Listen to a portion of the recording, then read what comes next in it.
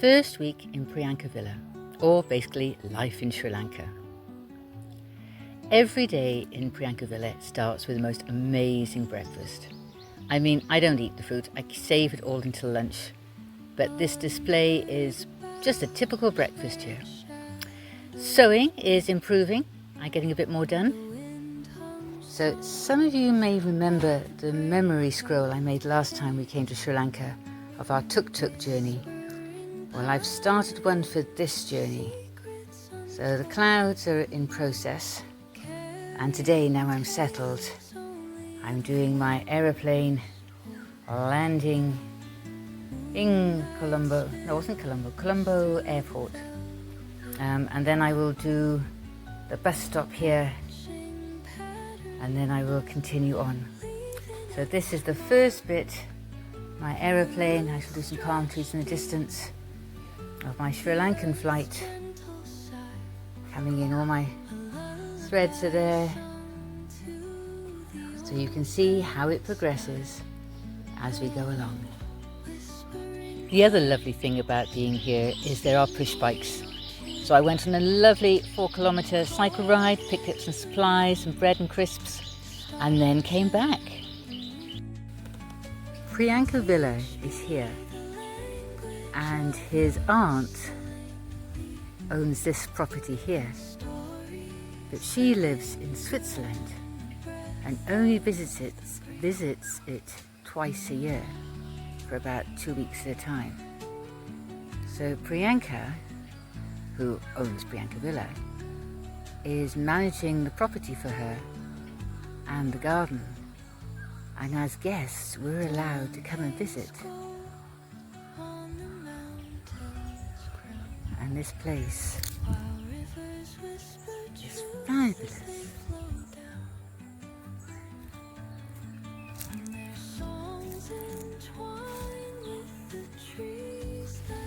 Now I need to watch where I walk, because as I was coming into this garden, I have to come down 3 steps. And the 3rd step down was a 4-foot snake trying to eat a frog that it had just caught. Needless to say, it jumped, I jumped, and the frog is still lying there waiting for it to come back. But this garden is beautiful. Oh, I could so live here. And it's literally used 4 weeks out of every year. It's gorgeous. We have pillars and balconies and place to sit out. Oh, wow.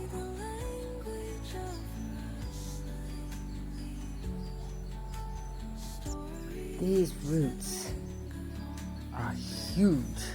I mean, I'm going to touch one so you can see. So there's my hand. So they're huge.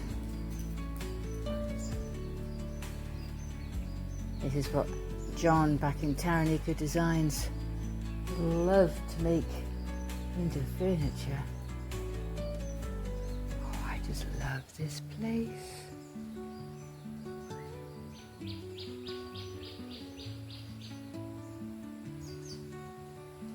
There's even a horse's head like a chess piece on the veranda, upper garden, whatever you would call it.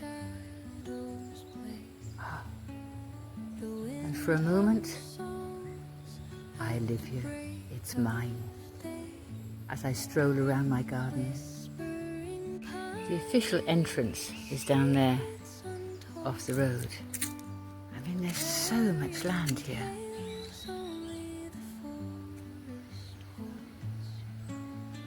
And if you thought the horse's head was impressive, they've got a full size, in fact larger than life, full horse there.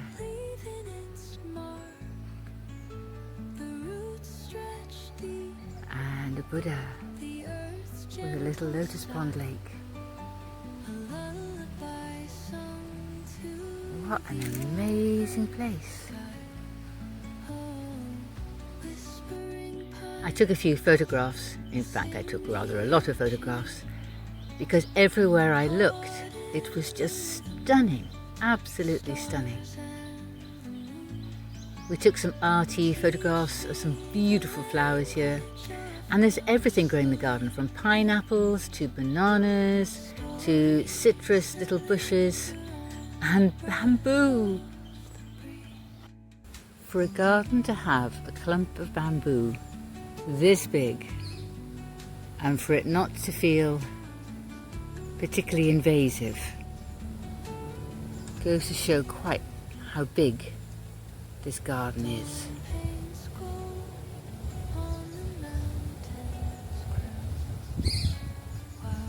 I have totally found my dream house.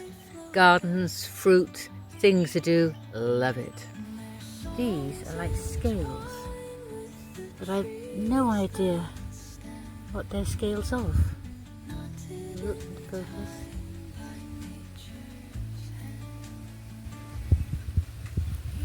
Good. Focus, focus, focus. But there's loads and loads and loads of them. And over there. Ooh. Turtle scales by any chance? Anyway, back to the snake story. I've been doing some drawings for my daughter. They're getting a bit squished up here. And so I just finished drawing this king cobra. And then I thought I'd go for a little walk. And then I came down this step. And literally 1, 2, 3 steps. Here was no, not this one, this one. Here was a great big snake who was shot into that hole over there. Just my luck. The snake was more scared of me than I was of it. But I saw this bit sticking out and thought it was its tail, but it wasn't. It was a root. I heard from my son and his partner to say they'd safely got their flight back to Egypt, and I continued embroidering my flight in. Bit by bit, more details got added. I mean, it's a great fun to do this. Did some more drawing for Lisa. And then this guy is really cool. So I've noticed him the last couple of days, but every time I try and get close, he's at the top of the screen here. He just disappears. I mean, they're really, really fast. But I'm looking for him now. And then this bug, he flew into the wall behind me and dazed himself. So I picked him up with a dessert spoon, and it's not a teaspoon, that's a dessert spoon. And he lay there for about half an hour, and I thought, oh dear, he's dead. And then he just flew away. So cool. So life continues at Pryanka Villa. Every day I search for my little great big lizard that's running around the place. And this morning I got up really nice and early. This is yesterday. And I came to where I spend a lot of my time actually, in next door's garden, taking some rather arty photos in the twilight with a flash of the most gorgeous colours of the flowers that are here. I mean, this has become my little hideaway. I watched the sun rise, checked out the lotuses floating around in the pond, and then as the sun really came up, I took a final few photographs and headed back.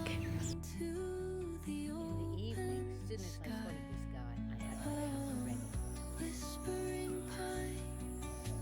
So this guy comes around every single evening at about the same time. He just wanders along the paths with his set route.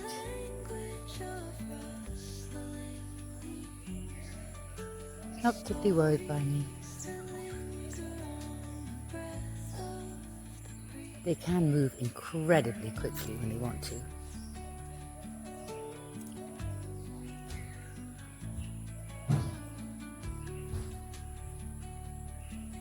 He's been very calm about me following him.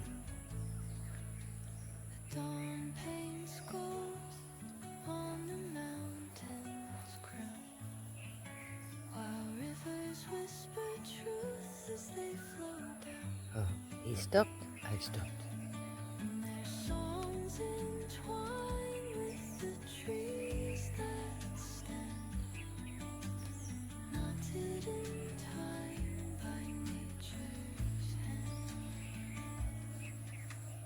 Okay, who's going to outstare who? I think he's going to win.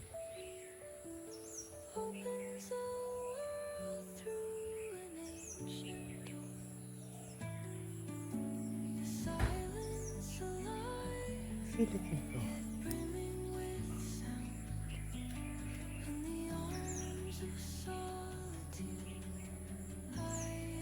Oh, he's got the ants on him.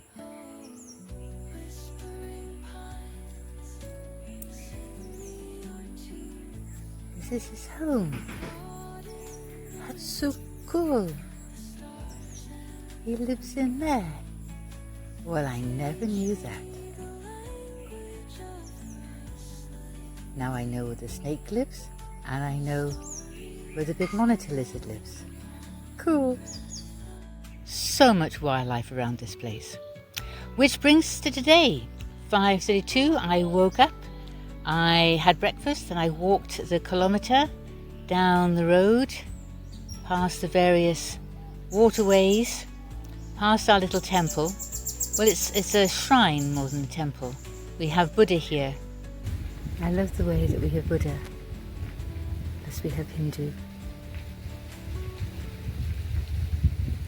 People are just, have they just left random Buddhas? But there's all these little Buddhas here. Really is a lovely shrine. Behind the shrine is this lovely tree, beautiful root system, and a lily sort of pond. Oh, there was this guy swimming in the water, made me jump. Fabulous mangoes hanging on the trees. And then I got to the railway crossing, checking there's no trains coming in both directions. I've just crossed the railway from the main road, and when you pan down here, and just around that corner there is the beach. So civilized. And there is the most gorgeous breeze. So today is my birthday, and I decided to actually leave Pryanka Villa and come and do something. Not that I haven't been doing things. I've been sewing and cooking and drawing and reading and doing my yoga, but I've actually come out to go to the beach for the day. And the weather is perfect. There are a few clouds, so I shouldn't get burnt. Oh, it's so lovely here.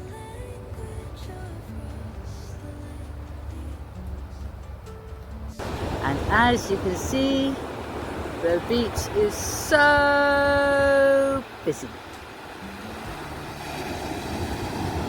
I've got it all to myself, all the way down. Oh yes. So I settled myself on the beach and went for my swims. Bliss. I thought I'd found some turtle tracks. I was all excited. And then I realised they're JCB tracks. I thought, oh look, turtle tracks on the beach. But as I've come closer, yeah, I've realised JCB, not an endangered species, but it still looked cool for a while. This is lovely. So there's loads of coconuts washed up along the beach. But this one here has sprouted. So cool. I hope it survives.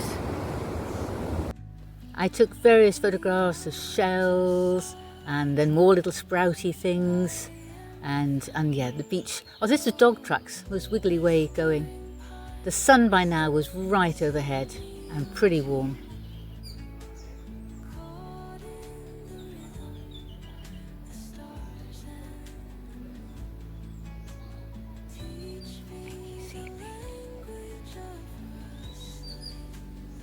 Either that hangs on a tree.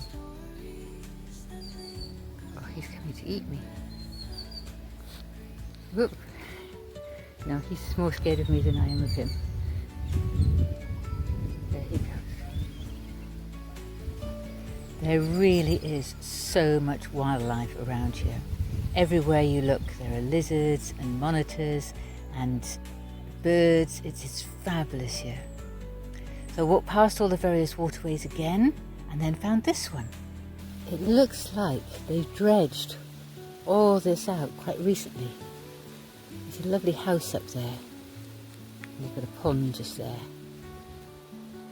But it's really neat and tidy, and there's some sort of bargey float. So I'm presuming that the JCB goes on there, and then they've cleaned it all out. I don't think I'll go swimming in it, because I've seen the size of the lizards that swim in them. But it's really pretty. When I got home, I took a shower and got my sewing back out. I thought I'd update you on how we're going. So the airport's done. There's the airport building. There's the first bus stop that comes all the way along the road. There's our little bus to the other bus stop, which is in the city. Yeah, this is all the city. I've got to do some more on this. This is the train station, because as you can see, the railway track comes out, then it goes along the road. Again, I've got to do some more here. And then this is Bentota. This is where I went and sat with the monks with the Buddha. And then this is the train station in Bentota. Here's the lake in the park where the ladies put up their store. And the trees with little white flowers. Here's the bridge that goes over the railway. And all the restaurant-y things and all the trees. And then the train track comes down there. And then I'm going to do the beach somewhere along here. But yeah, it's coming. Definitely coming. So I'm back from the beach. I'm going to spend a nice afternoon now sewing and relaxing and enjoying my 64th birthday. Bye for now. So I'm going to have a nice quiet afternoon sewing, and I'll talk to you all in about a week. Until then, spread the love and stay safe. Bye for now.